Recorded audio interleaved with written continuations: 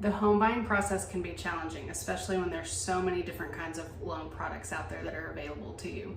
I'm Whitney Chaney, and I'm here with your Wednesday wisdom on what loan product is going to be best for you and your family.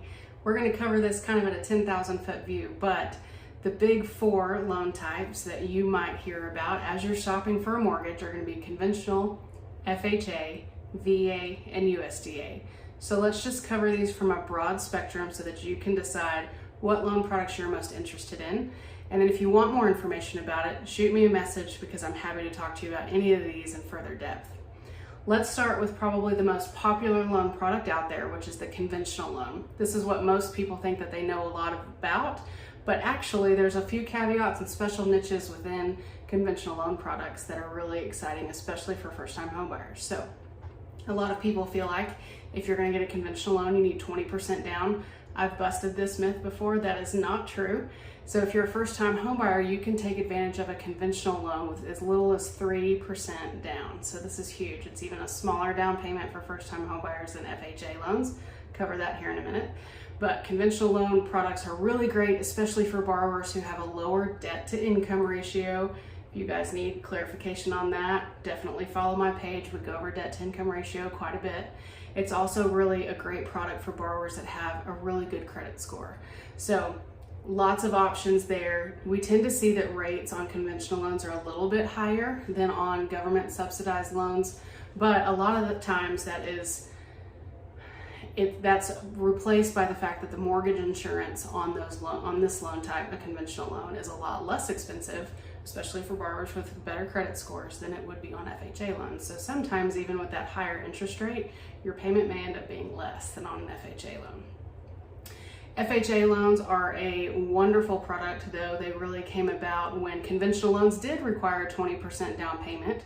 Not the case anymore, but back in the day, and I don't even know the year, so I'm not even going to pretend to quote that for you right now, but FHA loans came into place as a low down payment option to get more buyers into the housing market.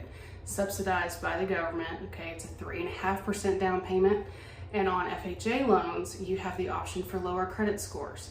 So really, FHA allows for a 3.5% down payment if you've got a 580 credit score or better. But in some cases with certain lenders and investors, you can go down to a 500 credit score if you've got a 10% down payment. So if that's something that you feel like you might fall within that niche, let's take a look at it for you. The monthly mortgage insurance is going to be the exact same for every borrower, regardless of what your credit score is. Now there's a couple of discounts if you're putting more than a 3.5% down payment down. That'll help knock a little bit off of that monthly payment. But it is a great option, especially for first-time homebuyers. USDA loans, this is going to be for rural properties, all right, and there's two different big threshold limitations that we need to look at here. The property that you're purchasing has to be USDA eligible, so lenders have access to put in the property address that you're interested in purchasing into the USDA website, make sure it's an eligible property for USDA financing.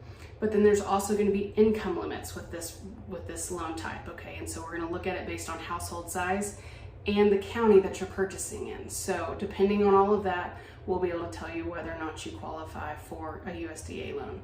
Now, USDA also frowns upon owning additional property and utilizing this loan. So they really want it to be for primary residences, borrowers who don't invest a lot of their own money into other investment properties and things like that. So there's a few caveats there. And they also want a much lower debt to income ratio than what we see on both conventional and FHA loans. So it's a little bit harder to qualify for that loan product, but if you're looking in a rural area, it can be really beneficial because it's a 0% down program. So still closing costs associated with this loan, but no money for the down payment. So you can finance 100% of a USDA loan, which is really nice.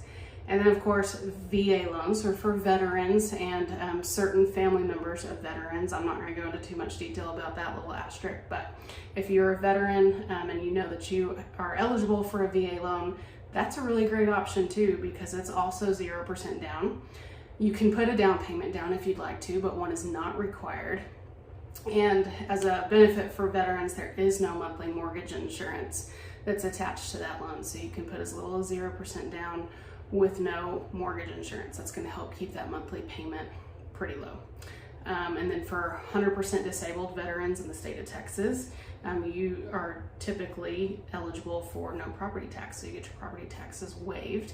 So great product if you qualify for that. We pull what's called a certificate of eligibility for you to see if you are eligible and if there's going to be any funding fees. So that is one thing that VA loans have, is funding fees attached to it unless you have a service-connected disability rating, in which case that would be waived. So if that's something that you feel like you qualify for, we would love to take a look at that product for you, and make sure that, and really look at any of these options for you and compare and contrast, see what loan program is going to be best for you and your family. So this gives you, like I said, a really broad view of the top 4 loan products.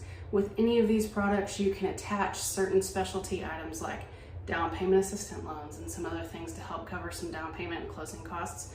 But those are really kind of the 4 main factors that your traditional mortgage lenders are going to look at for you when we're trying to get you pre-qualified for a home. So you may only qualify for one, you may qualify for all 4. And if you do, then you definitely want to make sure you've got a lender in your corner that knows the differences between these loans and can coach you on the product that's going to be best for you. So you got questions, y'all know how to reach me. I'm happy to help anytime.